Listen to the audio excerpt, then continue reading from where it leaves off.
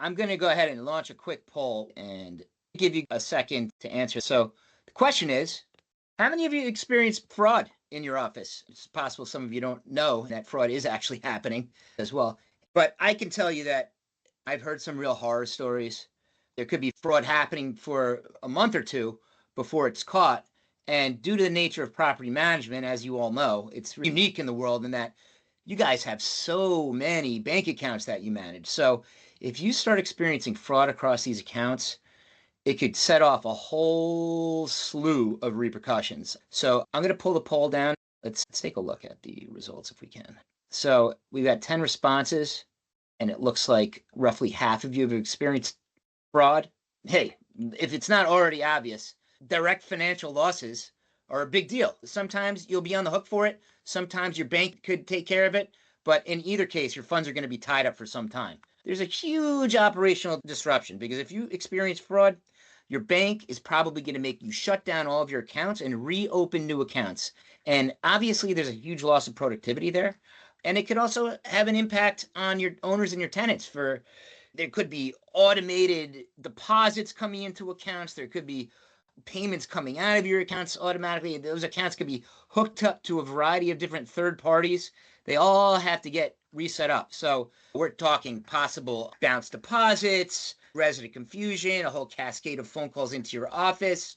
There's reputational damage here. If you're a third-party management company and you're trying to win the trust of co-op and condo boards, it's a small world out here in New York City real estate. Besides for just how much of a pain it is and how much money it can cost you, it could also cost you your hard-earned reputation.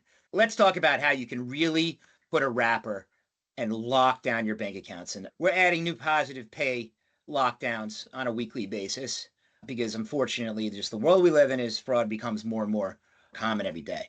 So how does positive pay work?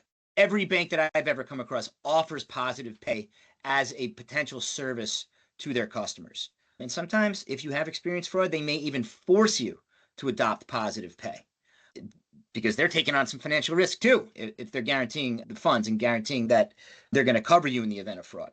So how does this work? Essentially, there is an automated feed between your MDS accounts payable system and the bank so that every time you make a payment out of your system and send it out into the world, whether that's a check that you're printing and mailing from your office, or whether it's some kind of an e-payment that Casey discussed earlier, if somebody shows up with that payment instrument and they try to cash it at the bank, if the bank hasn't received a notification from your MDS system that you, in fact, cut this payment and booked it in your software, they will not provide the funds to the vendor or to whoever's showing up with that check, right? So it's pretty straightforward, but it's a brilliant, simple solution, right? If there's something that it hasn't been booked in MDS, that means you probably don't want it to be paid because it's fraudulent. And this will automatically lock all of that stuff down. Again, in that same theme of security, think of it as if you have experienced fraud, it could be incredibly disruptive and let's call it suboptimal to be scrambling for 2 weeks, closing and opening bank accounts and getting them all set up again.